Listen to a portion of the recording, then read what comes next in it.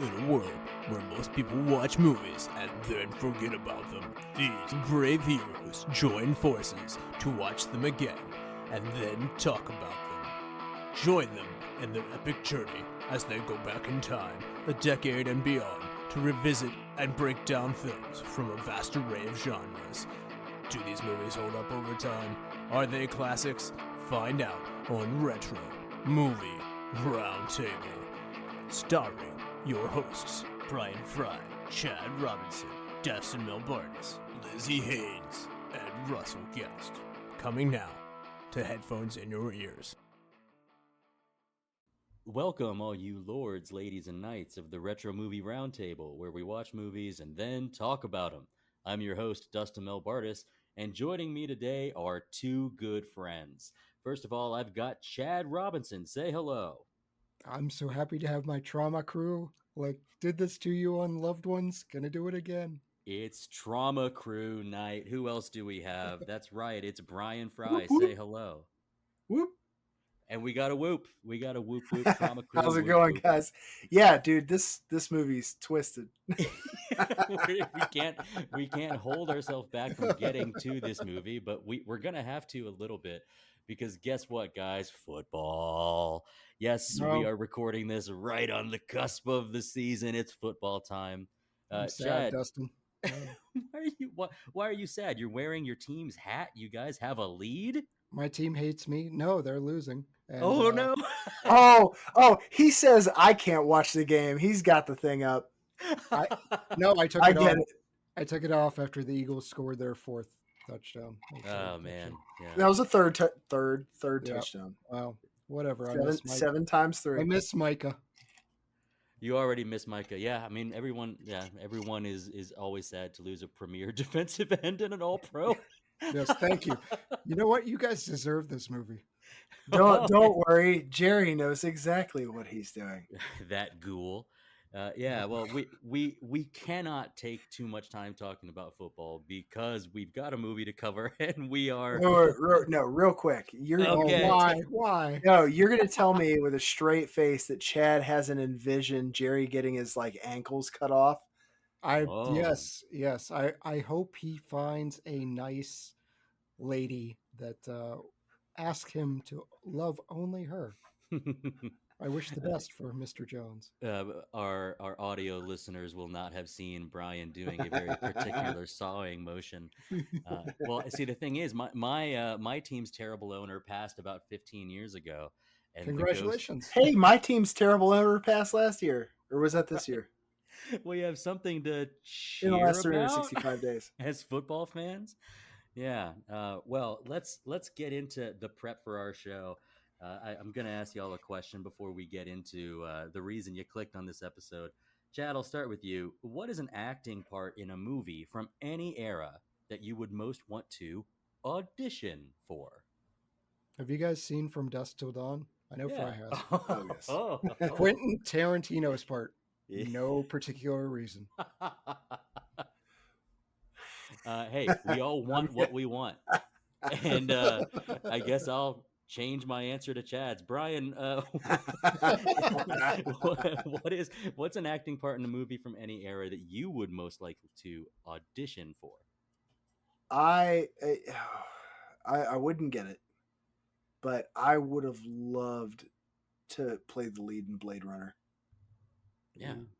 I absolutely, no disrespect to Harrison Ford. That's not what I'm getting at.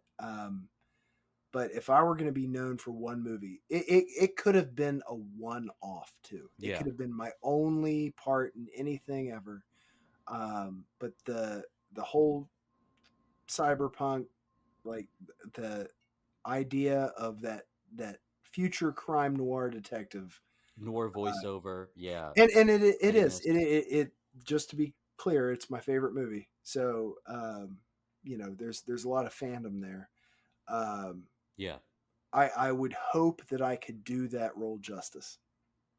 Yeah, well, I mean, I think there's with Blade Runner, there's that connection. It is just so unlike so many other things, and it would be you kind of went in the direction of the question that I thought, which was being memorable for something or being known for that. Mm. We could have gone a bunch of different ways. Speaking of Audition, I guess if I were really to amend Chad's answer for myself, is I'd like there to be hundreds of auditions. Is that fair? Okay. Um, so for me, I went with something where it was kind of about memorable, or it was how you would be viewed. I did not pick a favorite movie. I thought it'd be cool to be auditioning for the role that eventually went to Sam Rockwell in The Green Mile, Wild Bill Wharton, who is in the death row prison with the rest of our characters. I like to think that in my daily life, I'm a pretty nice guy. I like to think that the people that know me know that I'm a professional sometimes and I'm silly at other times. But I also like to think that when things go wrong, that I can kind of flip a switch and be a bit menacing if I need to be, or I need to take control of a situation, and that's when dad voice comes out. And I think with that particular role that Sam Rockwell plays, that character, there's a pretty big change. And the idea that Sam Rockwell's been known for lots of great characters, but that one is a very particular evil. And I think being brought in to audition for it would mean that the director saw in you, oh, you could switch between what people like about you or what's memorable about you. So maybe I put too much thought into it. Maybe I should have gone the direction Chad went. I was going to say, y'all put much more thought into it. No, honestly, no. He opened up a whole bag of worms here, because if I was going to take over a Sam Rockwell part, it would be Seven Psychopaths. It would be Seven Psychopaths. Yeah, I would play that. Oh my god, yeah, I would yeah. love the opportunity to play Sam Rockwell's part in Seven Psychopaths. Yeah, and I think he's someone who has become more beloved, even as his movie count isn't the highest, but when you see him, you're happy. He's definitely highly underrated. I'd agree, underrated. All right, Chad, what's the last movie you saw? I watched a zombie movie. It was The Dead Don't Die, and it's almost like this Wes Anderson-esque cast. Adam Driver's in it. Bill Murray is in it. RZA shows up. Selena Gomez, Tilda Swinton. It's a very wild movie, and it doesn't quite pull off the meta that it hopes. But Adam Driver still makes me laugh, so I still have a good time. I like Adam Driver. When did this come out? 2019. Okay, well, I'll watch it in 4 years. Absolutely, yeah. I say, with you guys know how easily I lie about that. Brian, what is Watch Sinners, you liar? What is the last movie you saw, dude? That I guess Chad just said. Just do it. I took time out of my day the other day to watch it because it finally went down from $19.99 down to $4.99. And instead, I had to go into work to deal with a pool pump, so I missed it. But I mean, I paid the money to rent it, and I just got called, and I'll watch it. That's one that I will break my bad habit, and I will watch it. Brian, what's the last movie you saw? I watched and thoroughly enjoyed F1. Cool. Really, really dug it. We got that in our thread really quickly. You're just like, F1, great. Yeah. Oh, yeah. It started off. So I bought it at the beach, which is never a good idea. And we were there with another family, and I was like, "Hey, I bought this PG-13 movie about Formula One racing. Should we watch it as a large group?" They let a lot in on PG-13 movies these days. Yeah. It really wasn't a big deal on adult content. It was more like the occasional F-bomb or something that got snuck in. Sure. So I apologized about that.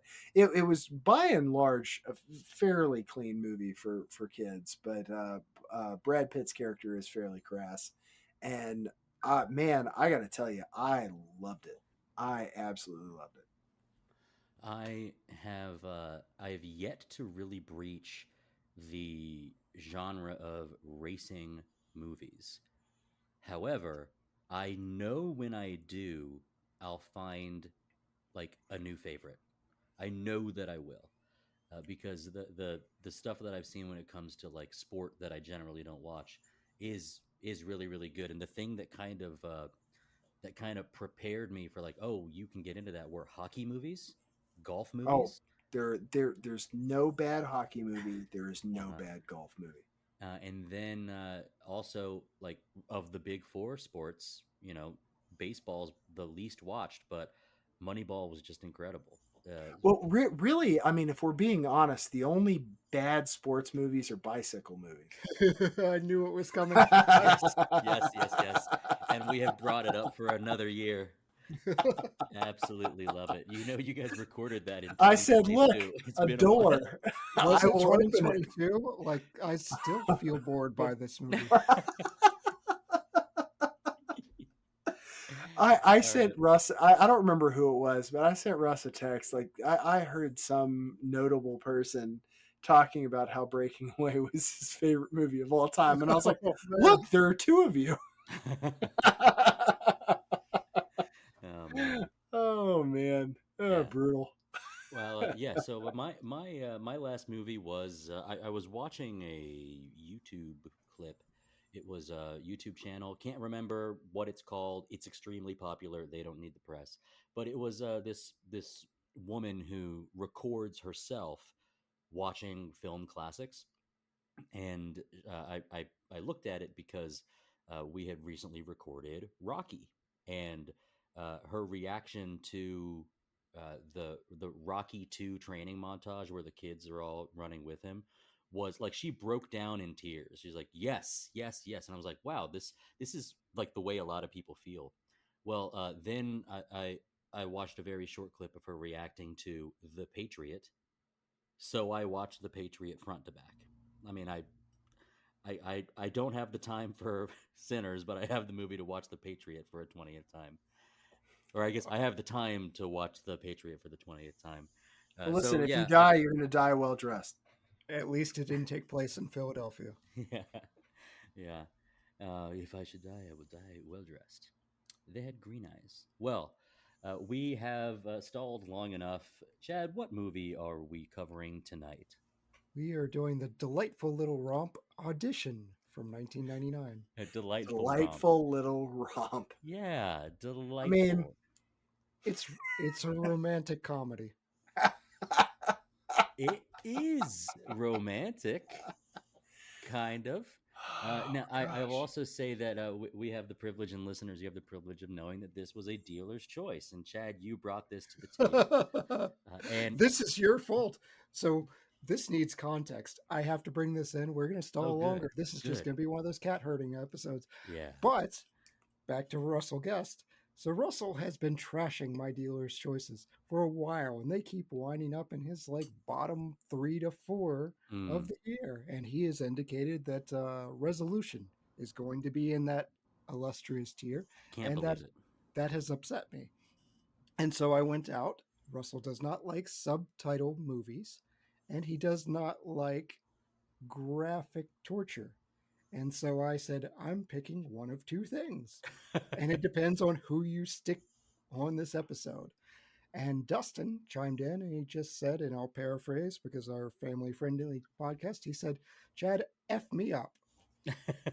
And I said, all right. Well, you've got Dustin, and it was originally Lizzie. I'm so happy Lizzie's not on this episode. Love Lizzie. She was collateral damage. So this movie is Russell and Dustin's fault. This was to torment Russell. Yeah. Bryan caught a stray for reasons we're going to talk about later. Yes. And this is Dustin's fault for saying just serve it to me. Just give me some messed up stuff. Yeah, I will be the one to say, "Oh, you got something that's not for everyone, or you got something that's not for most." Lay not it a on date me, movie. partner. No, not a date movie. After watching this movie, I was really thinking about the whole piece with Chad v. Russell on this, and I got to tell you that I truly picture Chad's Bane to Russell's Batman at this point. Like, oh, this is what you want. You're gonna do 6 of my movies. I shall break you. Absolutely. Yeah. You don't want to read subtitles and experience gore? Well, here you are on a platter. if you're going to place my movies that I really hold dear in that position anyway, then yeah, welcome to your third course. Yeah, I'll be back As to pick up Dane that Cook receipt once later. famously put it, "Welcome to the Thunderdome." Yeah. Well, I think we'll have to talk more about the background with this movie, and then that'll be it for our pre ad break discussion. But then we'll get into it a little bit later. The entire audience is like, "Thank God." Audition in 1999, starring Ryo Ishibashi and Eihi Shiina. We don't know the budget. It grossed $131,000 in the United States, but it also was Woo! released 2 years after its initial release. It was, I think, a Toronto Film Festival movie. The number one movie that year was Star Wars Episode 1, The Phantom Menace. I believe they share nothing in common. The IMDb rating I felt for. equally as bad. Yeah. There were things cut off in Phantom Menace. Oh, there you go. There you That's go. you know what? Okay, they do share something in common. Those IMDb things were rating for cauterized. this movie is 7.1. Huh, that's not bad. Our Rotten Tomatoes, we've got two scores. Our critics' tomato meter is 82%, and our audience score is 80%. That Now, is I think shocking. at this point, we've kind of alluded to the idea that this is a movie that you inflict on someone. This is a movie that was inflicted on you if you were in the audience. And to be fair, that's you kind of have to know that's what you're signing up for in a way. And I would have to guess that the reason the audience score for this is because the people that watched this movie from nearly 25 years ago are looking for this type of movie. If No, you we don't. were We don't. We let's take it easy on the dating like that. Sure. If you were to present this to a general audience, I think then, Chad, our numbers would probably be a little bit lower. Oh, 100%. Although, before it went to the US, like, you go into this, the poster ruins a whole lot, and I wish it didn't, and the trailer I does also as wish well. it didn't. But if you're just going into this movie completely blind, you're like, what kind of weird dating romance movie have I gotten myself into before it goes horribly wrong? I mean, we're making this for our October season, and it's me, and Dustin asked for screw me up. Screw me up. So there was context there. But if you hadn't known it was a horror, and I'd say don't watch anything, I do wonder if that colors your perspective. Like, people were throwing up and walking out. One woman during a screening, she stayed just to yell at Takashi Mike, saying, "You're sick, and you make this for sick people." Yeah, which is awesome. Yeah. Like I hope he got a lot of mileage out of that. He thought it was. I'm super pumped that I knew nothing about this movie going in. I looked up nothing about this movie. The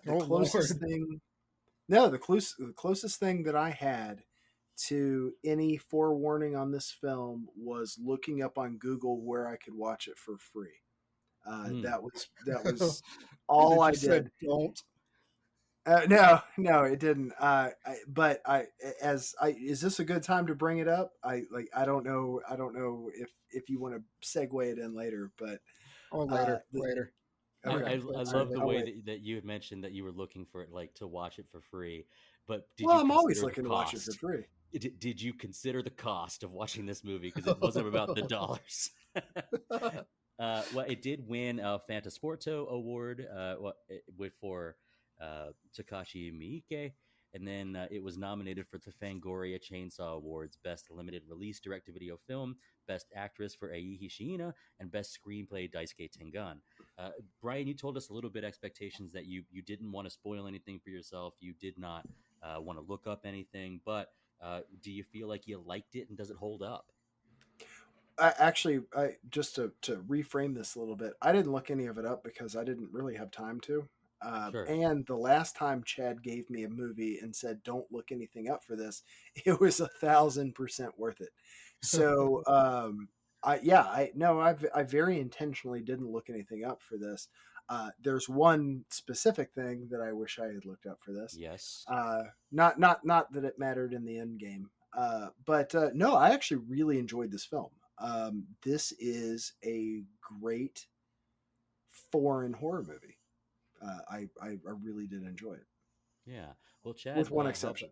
How about you give, well, with that one exception. Well, Yeah, Chad, with I'd the like one for you to exception. give your background about this movie. This is another on the list of horror movies that you should see. And honestly, this one is rated really highly among like, there were polls from horror directors and people that had starred in horror films, Robert Englund, and people that are just heavily involved with the genre. And they're all selecting this as like a top 25 horror movie of all time. So I'm just thinking, okay, weird name, very strange cover, but I'll check it out. I went in with no other information other than you should like this. I walked away from the film thinking I can never recommend this to anyone. Hmm. And I don't know what to do with this information that I have acquired. Thankfully, I have a good friend in Russell Guest who I occasionally just want to piss off. And so that seemed like, I'm like, you know what? I've had this in my back pocket forever. I can't recommend it, but I can inflict it on somebody. I like it. I'm concerned about admitting I like it. I think that says something about my psyche Oh, of yes. just saying I enjoy this. Like there are so many things that work for me in this film, and I'm not a torture porn guy. Like this Mm-hmm. influences Eli Roth. That is not something I like hearing. I don't really like what You're right. Eli Roth does. Uh, I I find his stuff derivative, but uh, I don't know how to pronounce his name. I looked it up online, and it says he pronounces it like Mike. So I'm going to call him Takashi Mike, but it might be Mike. His Mike. films have a lot of these elements.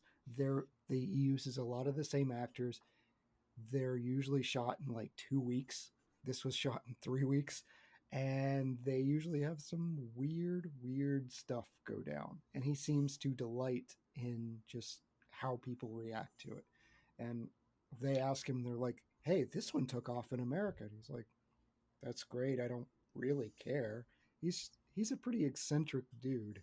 And it's fun listening to his perspective of just like, I don't really think this is a horror. I'm like, yes, you do.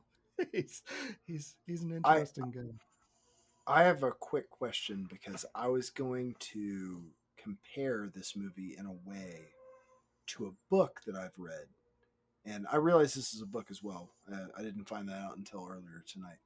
But Chad, have you ever seen the movie Eileen? I don't think so. No. I haven't either. Okay, so I didn't realize it was a movie until I just looked it up because I can really butcher the author's name now that it's in front of me. But I decided to read this book because it was one of my staff members. Their picks. Call it a dealer's choice, for the podcast terminology. Sure, yeah. And it's called Eileen, and it's by Atessa Moshfegh. I'm hoping that's correct. Anyway, I read this book, and I was like, Hannah, shout out to Hannah, by the way. Hannah, how on earth are you going to recommend this book to other human beings that you do not know? Right. Like this, Yeah. this was her 100 club pick. She's like, I'm going to sell 100 copies of this book this year.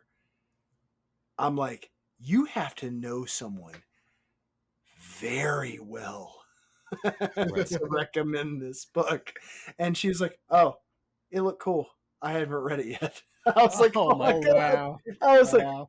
like, so tonight I'm finding out that it's a 2023 psychological thriller movie. Had no idea that they made this movie or this book into a movie. Apparently it has Anne Hathaway in it too. So I was like, okay, well, that's a thing. So if you ever get a chance to read and or watch Eileen, you are in for a trip because all I could think at the end of that book was, what the blank did I just read? I kind of want to follow up with something similar, except for that I really can't afford the time to go into Retro Book Roundtable right now. Retro book. But I got to say that I also had no knowledge of this movie. The movie poster showed me something, and I didn't like pay it any mind. I only had one thing kind of spoiled for me, which is that they described the main character as a widower, and you learn that in the first 5 minutes. So that was easy for me to come in. I think there's something special about the way that you said, like, you have to know somebody to recommend this. Like, you don't Yes. recommend this to a stranger. And I think Chad was wielding the cursed dagger that he can't give to someone unless a dope like Dustin says, "I'll take that off your hands, pal." So I like being the one that says, "Yeah, give it to me." And I have a history on the show for saying, yeah, there are certain types of movies that I will rewatch that I know nobody else will, or that I hold in a certain artistic style that I feel like is special and good, even though it's not particularly pleasant. And after the content of this movie, I'll say that I found this to be it's hard to say pleasant. It was a good watch.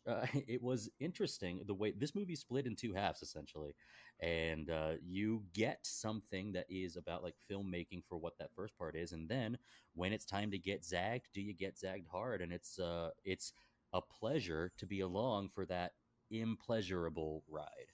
And so yeah, I thought it was cool. And when it comes to like, hey, is Dustin gonna champion the thing that nobody else likes or that people generally wouldn't care for? In this instance, yes, I did enjoy it, and I feel like this kind of thing is in danger of not holding up.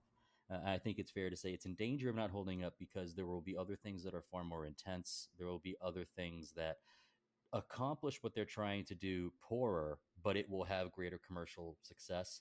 So that's unfair to what Audition is.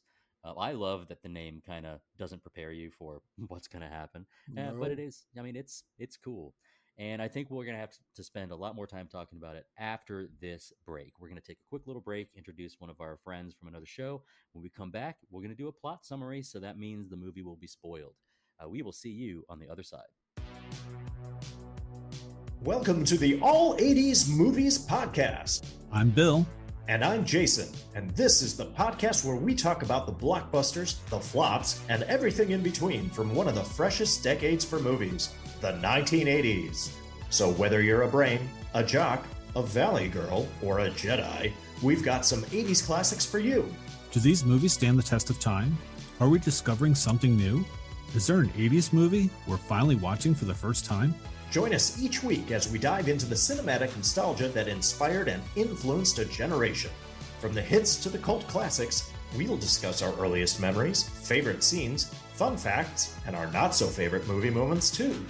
It's the All 80s Movies Podcast, now available on all major streaming platforms. Please subscribe and happy listening.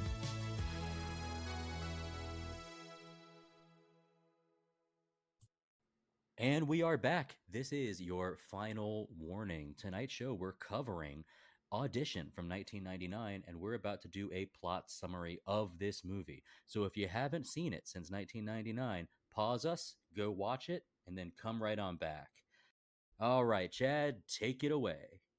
Widowed TV producer Shigeharu Ayama lives quietly with his son Shigehiko.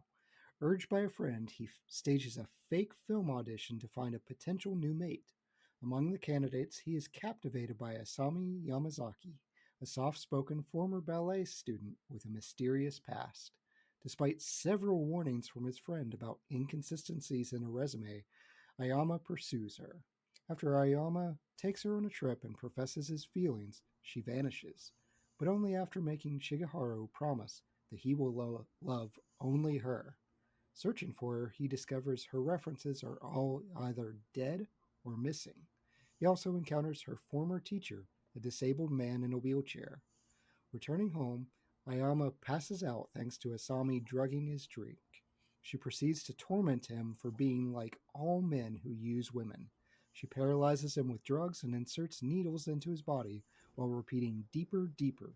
She then saws off his foot with piano wire and moves on to the other foot. However, Shigehiko returns home, startling Asami mid-torture. A struggle ensues, and Asami is fatally injured. As she lies dying, she recalls first meeting Shigeharu, speaking as if it was the happiest moment of her life.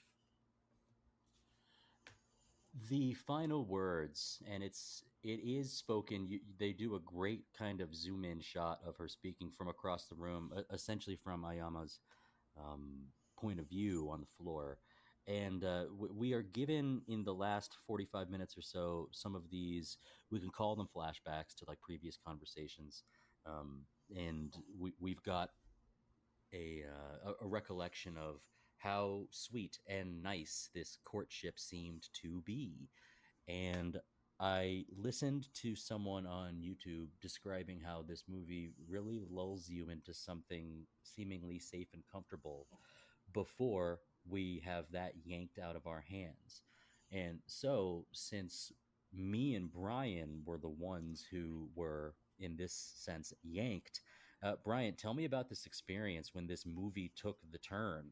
Like, was it time to like sit up out of the couch and say, okay, time to lock in?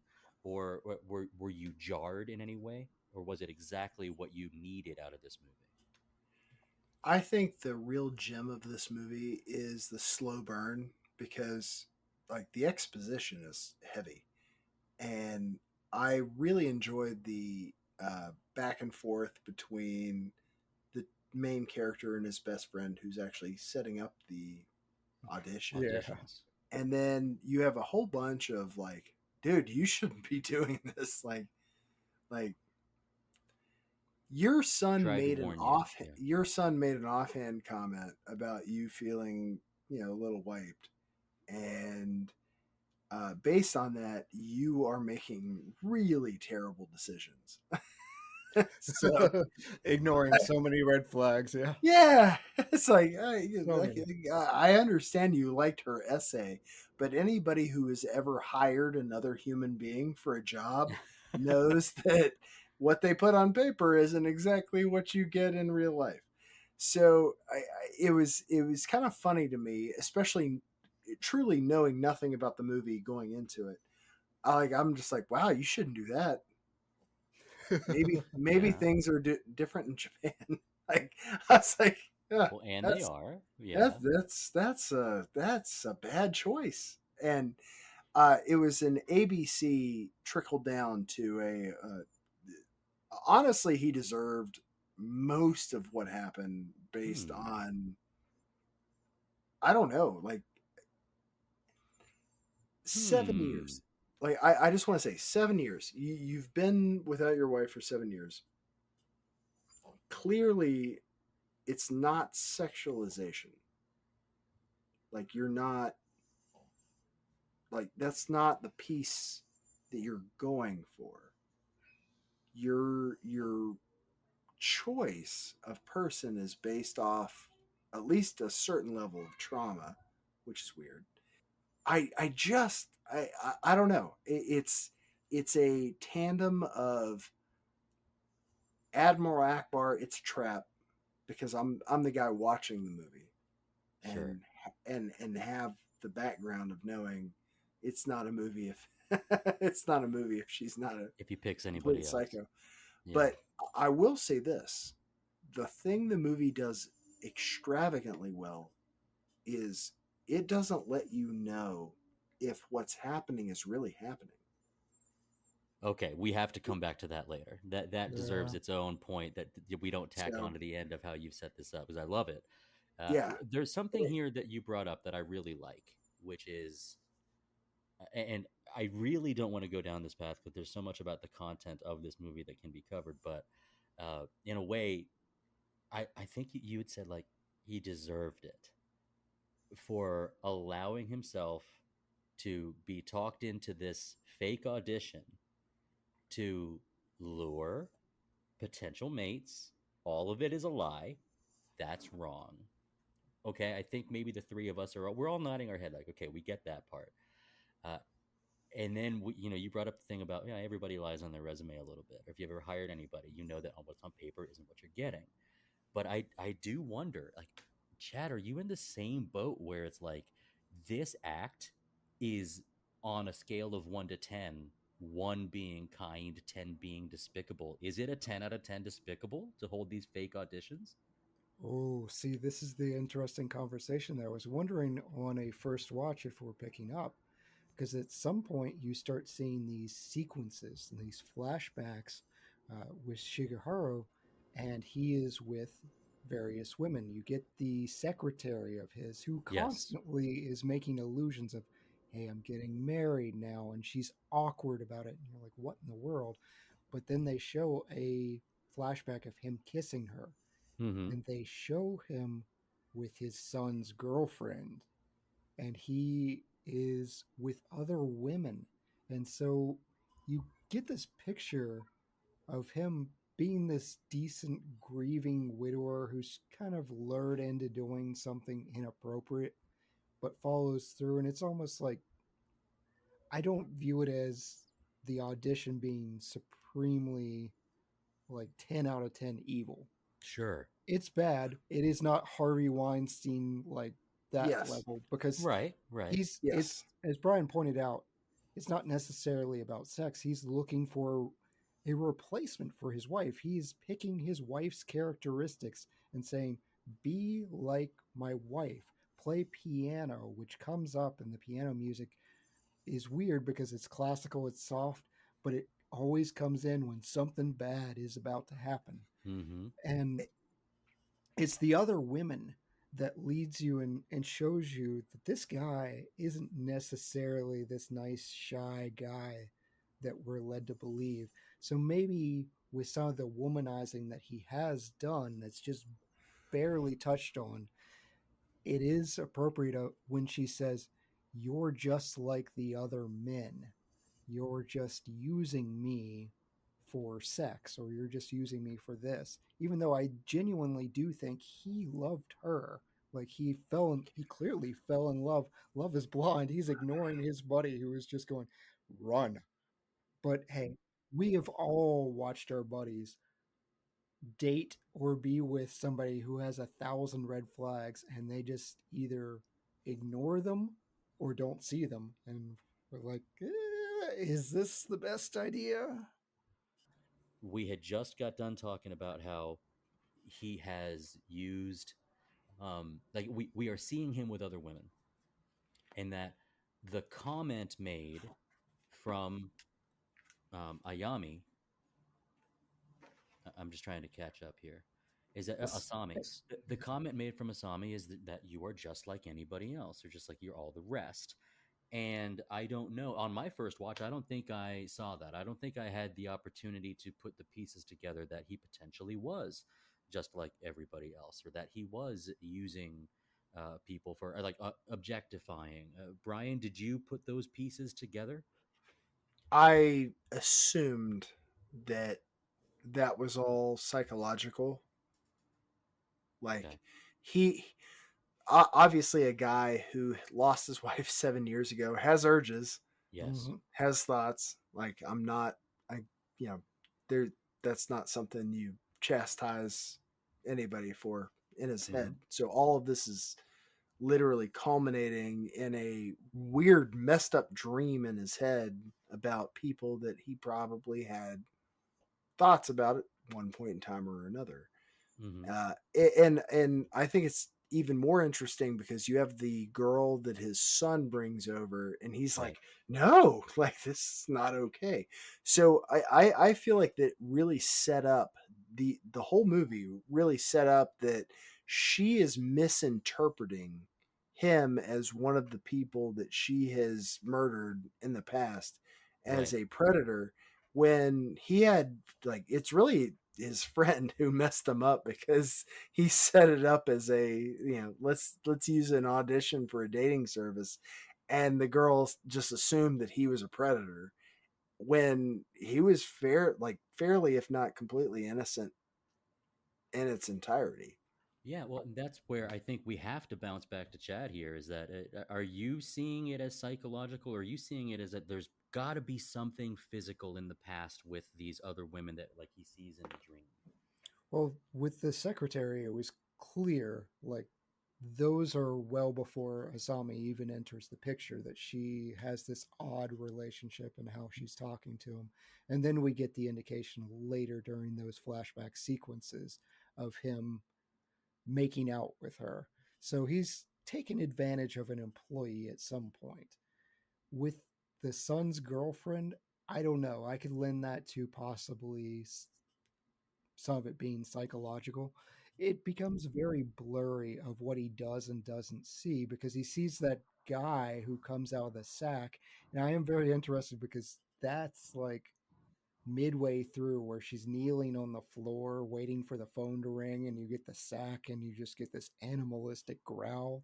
I have to be wondering when you guys are watching that, like, WTF was that? Like, what is that about? Now, here's I was really wanting to get to the idea of, was his punishment warranted?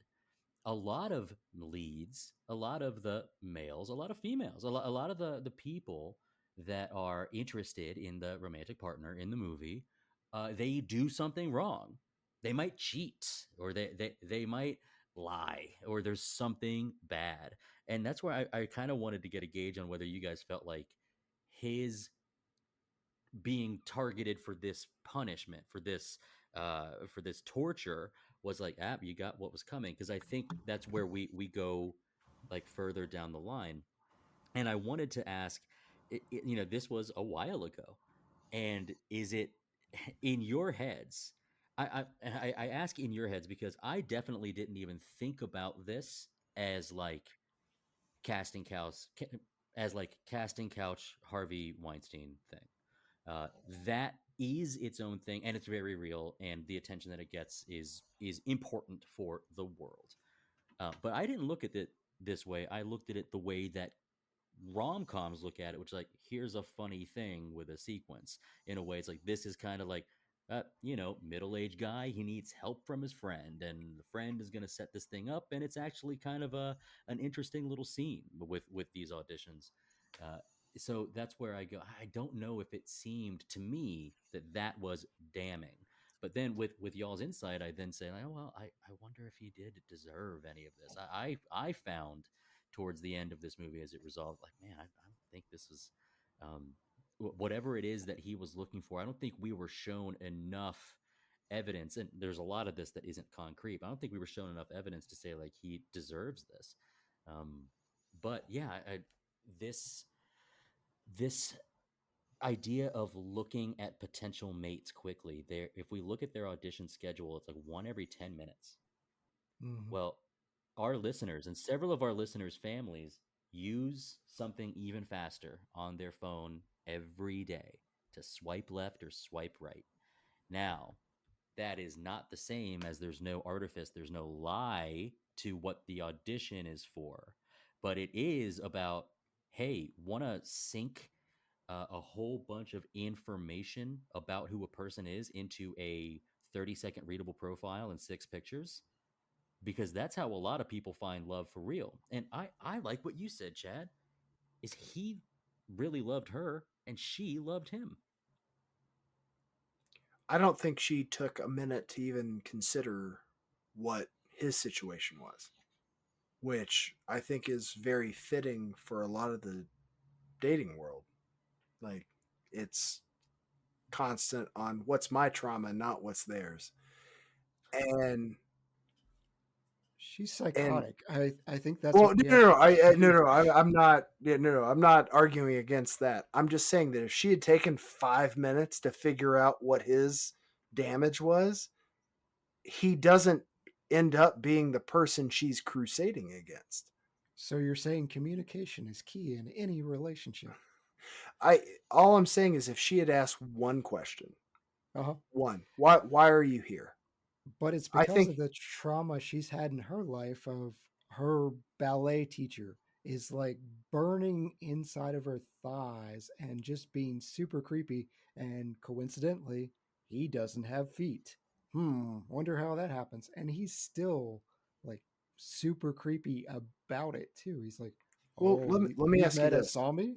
Let, Oh, liked her. let, Yeah. let me ask you this.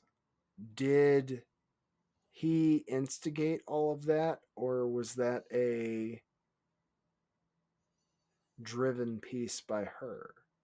Like, the one thing that I didn't get a good feel for was, is she putting these men through a level of torment, or even asking for a certain level of abuse based on her, whatever her OG trauma was. That's an interesting question. And there are also some scenes in there where you might presume that she does get some pleasure from it.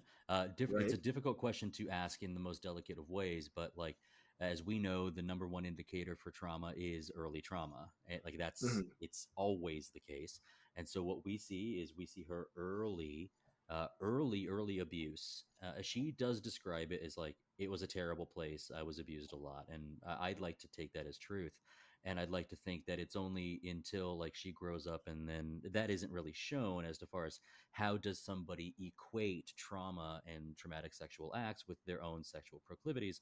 I don't believe we're really given that, especially since they do share an intimate scene before the the most important sleep of the movie, which is while they're at the hotel and that Which which he was against. Like, he's talking about, let's go out and do this stuff. I it is Oh, sh- are you thinking maybe like she was like he's saying like what can we do for this 20 or so minutes, and her intention to be like, well, I'm going to disrobe because I her yeah. assumption is you are like her assumption from the beginning is you use your position of power to assume, control over people. And he's sitting there like, we don't have to do this right now. Like he could have proposed and they could have gotten married and then had sex. Like, I Mhm. feel like that was his goal within the apparatus, and she's just like, nope, you're a creep, you're gonna have sex with me, and then I'm going to stab you with a lot of little needles. Like, that was her goal from square one. I really don't think that he had any real skeletons in his closet outside of the fact that when you're being tortured, you start thinking of all of the thoughts that you have had that were Hmm. evil in your life. And that was where all of that stuff was coming in, was him reliving like decadent and horrible thoughts he had had over the course of recent history. Yeah. Chad, I gotta ask. I know that you came into this with a purpose. First of all, subtitles, and I gotta say, I ended up subscribing to some service that I don't. It's some service I'd never heard of. I think it's called like Pluto. Cinemaverse. I really like that online joke of like, oh, you haven't downloaded Flugo yet, or you haven't watched that on Tubeme yet, or like whatever. Oh, that's Yeah. on You Move Tube. Like, I like that joke, but it's like Cineverse or something. But my subtitles were like basically cut off at the bottom, so it was hard to read. But Oh, I like oh no. subtitled movies, and I liked this movie. I gotta say, we've had discussions about subtitles can affect your enjoyment of a movie if it's yeah a sub, or dubs in particular if they're badly done. But that's all beside the point. Uh, Chad, what I wanted to get to was the actual scene where we're seeing the physical torture. Was that top of mind when you said, "Ooh, this is how I inflict," or was it like this is something Yeah. that you have a greater pedigree than most, I would say, as to horror and torture? How does this stack up in this genre? Yeah, I definitely remembered it as a slow burn. I remember the weird sack and the growling and things like that. I remembered the disfigured man drinking vomit out of a bowl, and that sticks with you for a long time. But I especially remember the torture scene because our actress who plays Asami, this wasn't in their original shoot.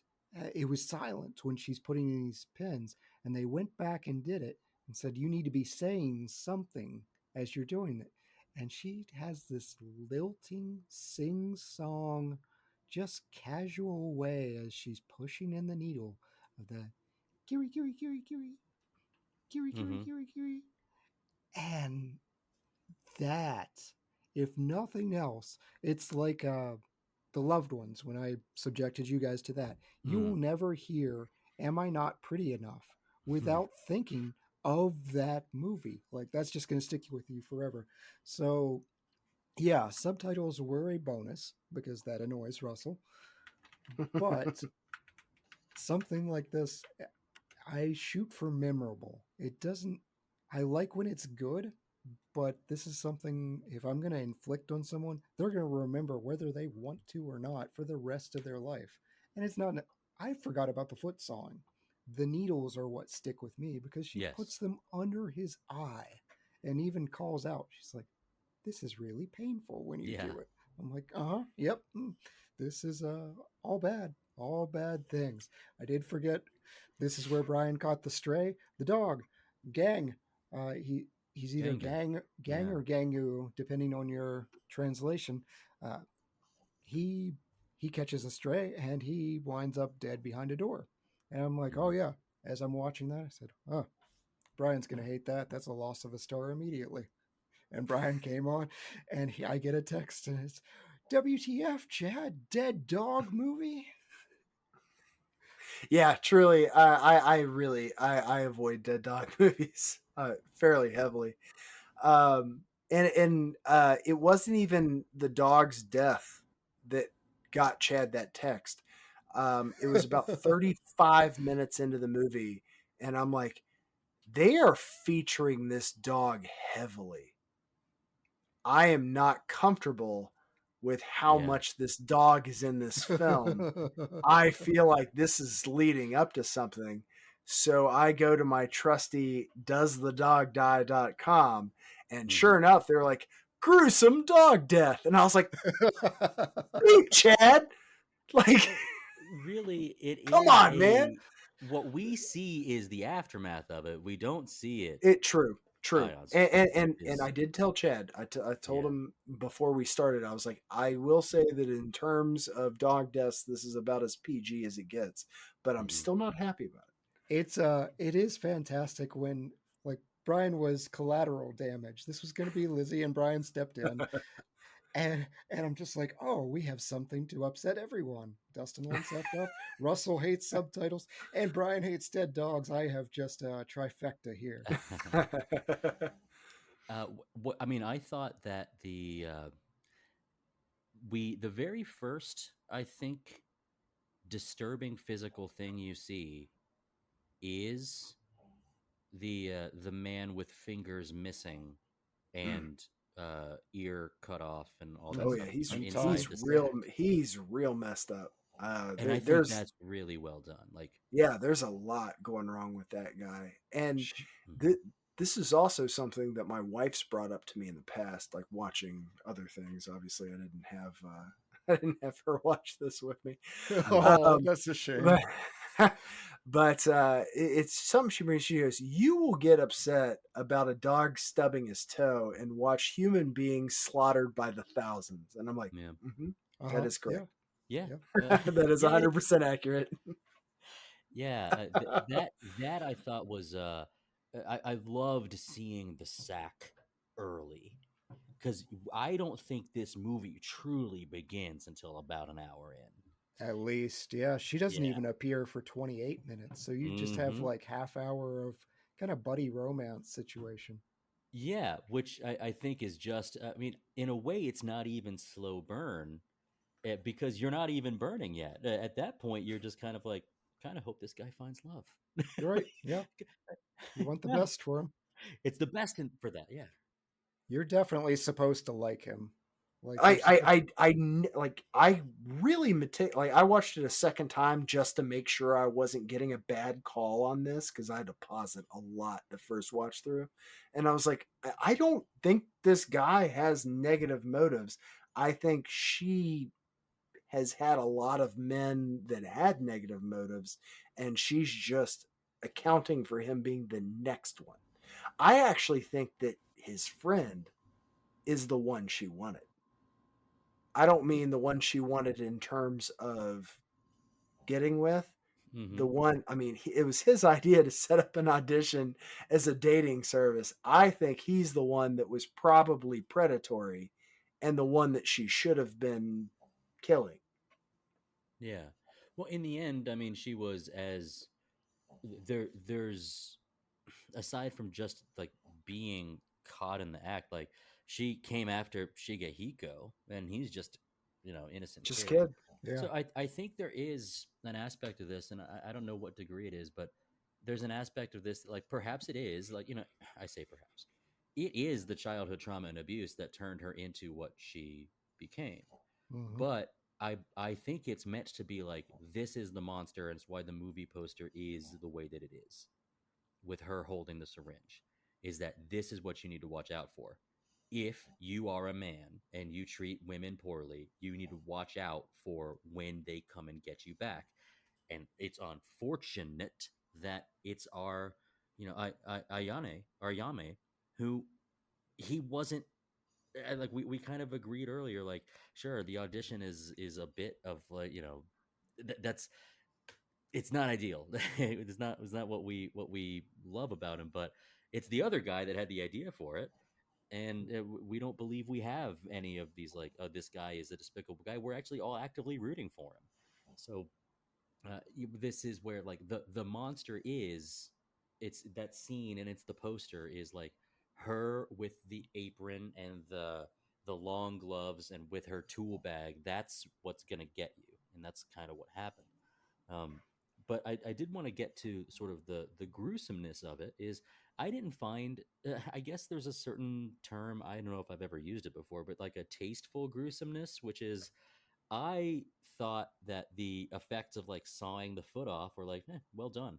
I really liked that garrote, that long, Mhm. is, I think it was finely threaded metal. It looked like piano wire, but it was like a very thin saw blade that allowed her to chop off her ballet teacher's head, and it allowed her to chop off the feet. Like, I All thought right. that was a cool implement. It's definitely piano wire looping back into the theme of heavily piano influenced, Mm-hmm. and she should play the piano, and she kills the teacher at the piano, and just the delightful. It's not hostile.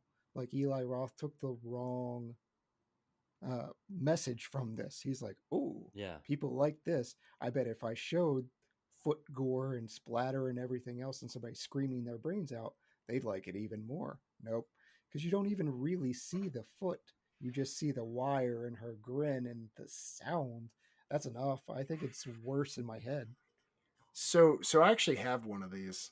They make hand saws that are Yeah. basically just what that is, and it is Mm-hmm. like what Dustin was talking about. It's so fine that it doesn't look like it, but it is serrated in a way that saws through well. And I have not used it to cut anyone's foot off. It's just Yeah. for I my mean, backpack while camping. anyone that's used a mandolin, like the Oh, cutter, yes. will know how quickly those things will mess you up. My wife Yeah. cut off a good chunk of her finger. Just Mm-hmm. similar thing. Yeah, well, and I also think that, like, that sound design that you mentioned is very important to it. You mentioned the piano music, but I found this score was, like, purposefully not very present. Is that we have a lot of silence in the background during these scenes, and I thought it's a meaningful and good silence. Now, aside from the last long torture segment, which has an injection going into a tongue, Yep. the needles into the belly, and then she's looking down at you, the audience member. Imagine that face being on the entire movie screen in the theater as she's poking the needles right underneath what you're looking at. And then with you saying that, kitty, kitty, kitty, kitty, like, with that is, gosh, I am I sad that I missed out on that experience? I mean, it seems like quite the experience. Tarantino lauds this movie. Yeah. He says this is a masterful stroke, and like, he holds it in incredibly high regard, and that it's about audience manipulation. Mhm. And he said that the thing that makes a movie like that really successful is not when you're watching the DVD at home, but it's when you're with, 150 strangers. And that weird, like, hair raising or goose pimple that you get on your arm, thinking about having to share that moment with anybody else, literally anybody else, that's some good stuff. Bryan, did you find that the physical things we saw, a tongue just kind of bouncing on the ground with the slurp slurp sound, or some of this stuff, even just the physical, like showing the scars or showing how she got them, did that increase the way that you received this movie? I didn't have a problem with any of how they imparted physical pain or how they went about showing any of the psychological aspects of this movie. The thing I had a problem with was the sound itself. I think the biggest problem with this movie is I think they increased the sound effect for effect, but it made it almost comedic. Like at one point where she like flicks one of the needles she put in it goes like Yes. ping, and you're just like, that's entirely incorrect. Like it took you way. out of the movie with how awkwardly out of sync that sound was from what it should have been. And a lot of the slurping, whether it's sex acts or needles going in or whatever, it was too loud. It was too loud, and I'm sure they were trying to do it for a purpose, but I actually think it detracted from the film in terms of they could have done it a little bit, like just a step down. You can have it overt and not have it ridiculous, and they went with ridiculous, and I actually laughed at one point, which probably makes me a psycho in some level. But it, like I was like, that's just not what, like, come on, man. Like, that's not a sound effect you use for this. And I it's not quite my change one thing, because we've already discussed something that I would like not in this movie. But it is, I think, the biggest detractor from this film. I think its biggest mistake was the sound editing and volume levels for some of the graphic violence. Pull it back. It would have been successful without going those extra Yes. 2 steps. Yes, Yeah, and they did. I agree, And especially with the flicking needle part. Yeah. in a film that is already trying to, at some extent, step and or pole vault over a line that is theoretically there, you don't need to do it in every aspect of the film. Like, you can let the gore, you can let the severity of the violence speak for itself. You don't have to make the sound of it so far out of the like, it's just not what that's going to sound like. Like, it's not that loud. Our director is not he's not great at subtle. Like, oh, sure. so Yeah. this is very much in his wheelhouse. The things that you're annoyed by are going to continue annoying you if you go on and watch like Ichi the Killer. Like, he gets enjoyment, and he finds humor in doing these absurd things. And humor's a great word for it. Like I said, when she flicked the thing and it was like pang, and I was like, dude, I have shot BBs at streetlights that made less noise than her flicking a pen in flesh. Which, if you flick a pen in flesh, it's not going to make that noise. Well, thank you, Christopher Lee, telling people, don't tell me what it sounds like to stab a man. Oh, yes. but yeah, I mean, Dustin brings up a point, man. Like, this is a movie that I feel like I should watch in a closet alone from people. But the inverse of that, if I had the option to watch it with 150 people, I also want that reality. Like, it talks about I actually Swiss think I would've. premiere. Yeah, the Yeah, Swiss I think I premiere, would've someone done it. passing out, needing the emergency room. Like, sign me up for that experience. I have not had that experience in movie theaters. I've had some where people are screaming, "Oh no, don't do that!" But I haven't seen this type of movie in theaters. I've thrown popcorn at people who speak up in a horror movie because I'm like, yes, we get it. Shut up. But if someone like got up and had a seizure because of it, that'd be kind of cool. This goes beyond where it's like, we know how this is meant to make you feel, and that is such a special thing. There's another thing about this kind of slow burn that we get to, specifically that like they go on these little dates and they are talking. Some of them are in nice restaurants. It might be red wine they're having. It might be a nice dish they're having. It might be some tall Kirin Ichibans that they're having. And we see them spending time together, and that's where, you know, early in the movie, his friend, when he sets it up, like, "Hey, don't talk to her for a bit," and it's like eating at him, like it's killing him.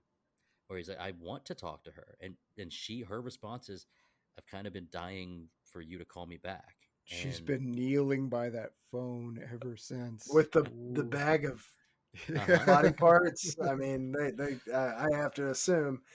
Yeah. But here's what I'm getting at is this there's a theme that has been brought up. I got to give some I've got to give some credit to I was taking some time before we started recording, and I took a little bit of time to learn from a YouTube channel called Cinema Nippon, where they did kind of a deep dive on Miyuki, and they've done it in the past. And well, some of their stuff I was like, yeah, I was just kind of learning what other people thought about this movie, particularly with critics and stuff.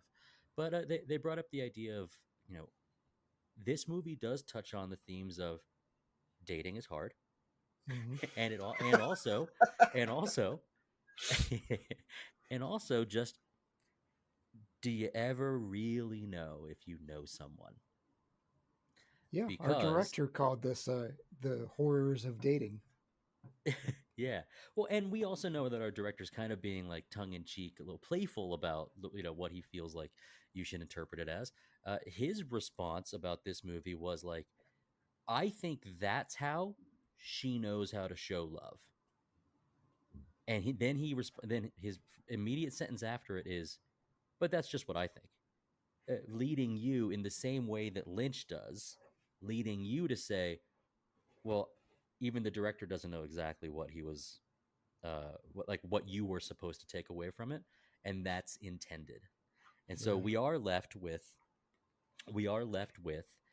this kind of Any, like, go I ahead. think it. I think any screenplay, any time a director or any kind of collaboration, you're always restricted by the limits of how far someone's mind can go into depravity.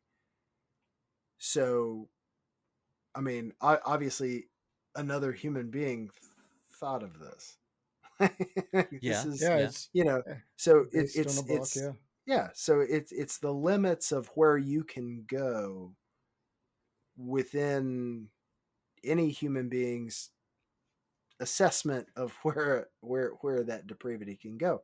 So I think that with anything, whether it's this film or like you said, Tarantino loves this film. Okay, well, he's definitely examine the limits of where you can go with this sort of thing. So none of this should be, I think, particularly shocking from a character standpoint as much as it is from the origination of the content. yeah.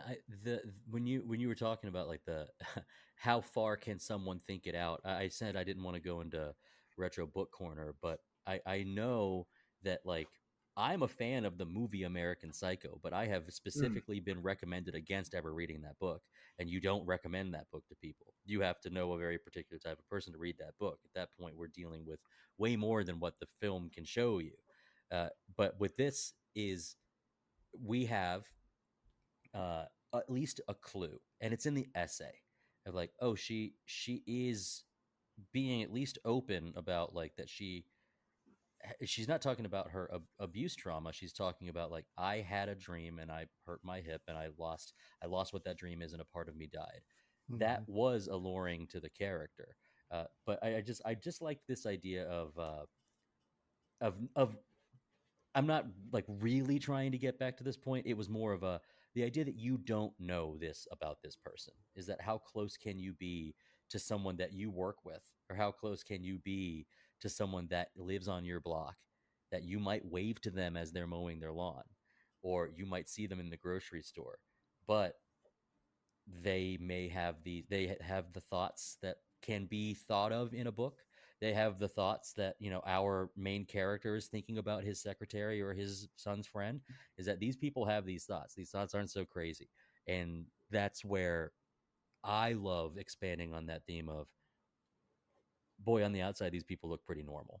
And instead we're getting this, do I dare I say it, this treat of a movie from these minds. I do appreciate that our director has stepped in, because some people have tried to make this movie more of a pleasant ending than what it actually is, where they say, oh, this is in his mind, and it's like some psychological David Lynch type experience where he's being tortured for all these thoughts, but it didn't actually happen. And our director has stepped in and he's like, no, that totally happened. All of what you saw at the end, and I thought that's where they were going to, until they reversed it. Like they started to take you down that route, and I was actually disappointed when that happened. I was like, oh, come on, don't do a dream sequence. Don't pull because your punch. Yeah. like I needed him to have a real, like, if that's the direction they were going, I needed him to like strangle her to death in bed. The dream was so scarring to him that it was so unnerving, or that he thought willing to snuff out this possibility based on a vision in a dream. Yes. Like, I needed it to take a drastic twist to make him that bad of a guy, that where, you know what I mean? Like, it needed to have that switch roll. You need Luke Skywalker over Kylo Ren. Like, the darkness in you. Yeah, but then it twists you back, and you're back in it, and you're like, oh man, thank God. Like, I needed that to be real. I'm glad you lost your foot. Yeah. Yeah. So it like that was too important to where we were going to be like, just a dream. Like, it was almost Gone Girl. They almost Gone Girled me, and I hate the end of Gone Girl. And I was like, he's laying there, and she's like, I love you, and he's like, yeah, I love you too. And you're like, no, you've seen what can happen. You have to end this. Like, if it was dream sequenced at the end, then Chad would have truly gotten over on all of us, because that would have been the thing that I said, well, F you, Chad, for giving me a dream sequence. Well, I'm not going to do that. No. Well, no, but interestingly enough, for about 2 seconds, I was like, oh, the dog didn't really die. Oh. I did tell Bryan, so we talked about the gruesome things that people can think of. In the book, she actually takes that piano wire while he's paralyzed and cuts off the dog's legs and then decapitates it in front of him. So Bryan probably could have gone without you saying. Oh, and he already told me. He loses both feet in the book, but then there's like there's a stage play version of this, which has to be super messed up, where he loses no feet. So our compromise is 1 foot. And just while we're on the spectrum of the things that movies do to your brain, I actually had a point in time where his while she's having the jolly old time cutting his foot off, and one of the twisted things that popped through my mind is the line from Hot Tub Time Machine. He's like, that arm's coming off. You're gonna lose that arm. So what because the one thing this movie does do is they allude heavily. So you got the guy who's got the fake feet. You've got the dog featured very heavily. Like, I just started thinking, you're gonna lose that foot. That foot's coming off. I just thought of something, and it was based on our conversation, but it was 30 minutes ago by now. He does not see visions of Rie, his housekeeper / maid, does he? Well, she's one of the people. Like, what isn't she one of the faces that's worn while he's getting fellatio attention? I don't. Maybe I'm fairly certain she's one of the, like, maybe she is, and I just missed it. It's his secretary. Yeah, it's his secretary, the teenage girl that his son was with, and his I housemaid. think you're. I think. I think you're right. Yeah. I actually, now that I think about it, I remember there was one face that I didn't recognize as well, and that must be her. But I guess that's the thing, is that their relationship had no allusions or clues that there was anything going on there. It seemed incredibly amicable and friendly. Yeah. Well, all right. Just my 2 cents on this, which, and I want to be very clear, I don't really buy into. I feel like that was like a little hat tip to the men and women can't be friends. There's just Oh yeah. The yeah. the friend says that. I think. Sure. Yeah. I mean, and that's, I mean, so prevalent, and something that earlier you mentioned, like the idea of this thought being like sinful, but it's closer to being natural almost. Maybe that's my brain. I don't mind saying it out loud, but that's certainly not sinful to me unless you are actively in a committed relationship, which he is not. He's a widower. So like this is where there is some, like, you play around with what's okay and what's not. I certainly would have been upset if his son had bit the bullet. I mean, he really does a number on her, kicking her down the whole Yeah. set of stairs. And I'm glad to see in the end, in that household, like they are both gonna make it. Right? He calls the cops. I imagine the paramedics will come. Yeah, he's gonna lose his feet, but they both make it out. I And think you that's could. I feel like you can still reattach feet. Like that's a very clean cut. I think you can She still did a good reattach. job. Yeah, Yeah, I think that's still a reattachable foot. I mean, you're yeah. probably not running, but I feel like that's a reattachable foot. The other Right. one didn't get all the way off, so Yeah. Well, there's a lot in this movie that is fun to talk about, but I'd like to do it in our superlative section. You guys ready? Absolutely. yep. All right. Well, Chad, you served this up to us. How about you serve us up your MVP? I am going to butcher her name, but I Shiana. I saw me. It's our actress who plays. Eihi Shiina. Thank you. Thank you. She is a fashion model. We didn't talk about that. Like, that's where Mm. she comes from. She's a fashion model. Wikipedia, actually, if you look at her filmography, this is her first film. It mentions something about she debuts in Open House. I couldn't find that one.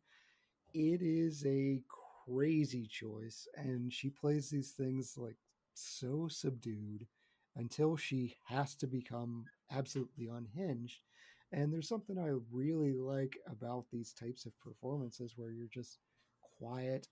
She's almost like mousy Well, until she Japanese just women are supposed to be subservient in a way. Yeah, yeah. So It's a reflection of how the culture. It's satirizing how the culture shows women in some cases, but then when she loses it, man, she loses it, and she's enjoying herself.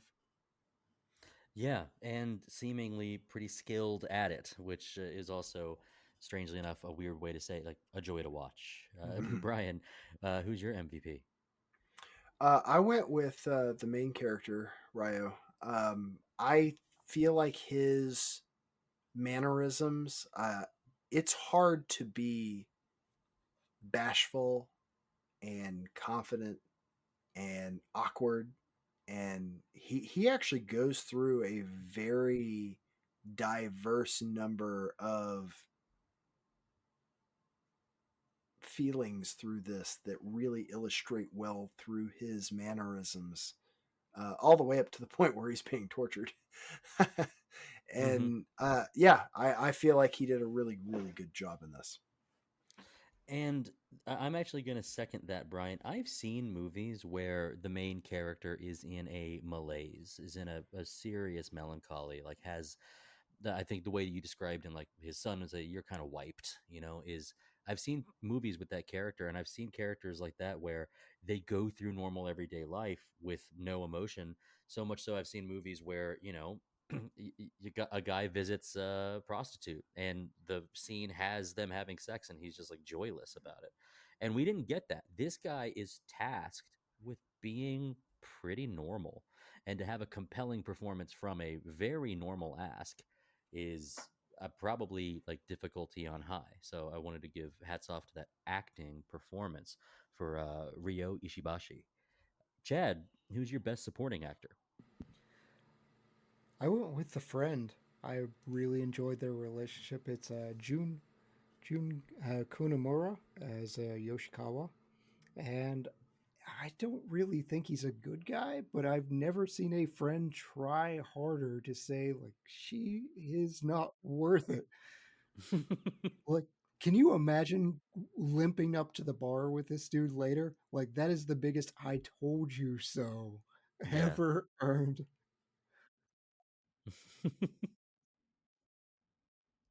Yeah. Yeah, I mean, I think a lot of our victims in horror movies don't deserve it. But it was a compelling conversation earlier about like, well, what do we think about it? For me, I mean, it's kind of a cop out. My best supporting actor is it's Eihi Shiina. She's not supporting; she's a lead, but she deserves credit, so I wanted to give it there. Uh, she's asked to play in that one character two very different types of characters, and I thought that it shined on screen. I didn't think it was a cop out. I just wanted to say her name. All right, let's look at a hidden gem for Chad. My hidden gem, I'm just going with the audition process itself. I think there's a ton of really odd humor, and Shigeharu not really participating at all kind of expands on this awkward. One girl just walks in and just straight takes her clothes off, and there's no interest. They're like, this is not this kind of audition. Another is showing off her suicide scars. Like, I don't know where that's going to go.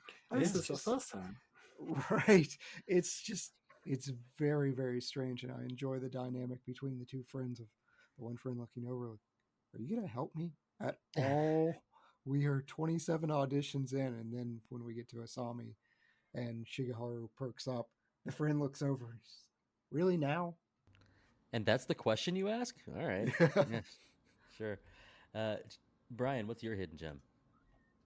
Actually, it's the friend. I was like, man, I know this guy from somewhere, and it was playing Admiral Nagumo in uh, Midway. I really enjoyed that movie, and it was.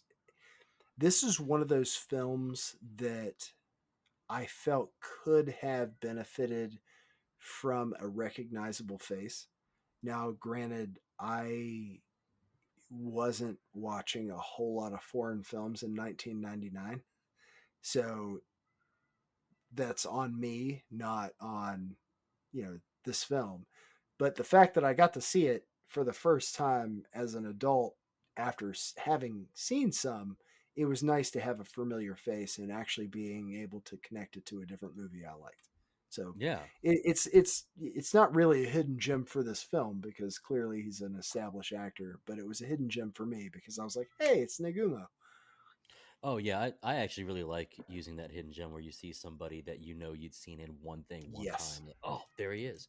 Yeah, that is a fun way to do it. For me, this was I could not figure out through IMDb and Wikipedia. I could not figure out the name of the actor of the man in the stairwell who's holding his bag of groceries.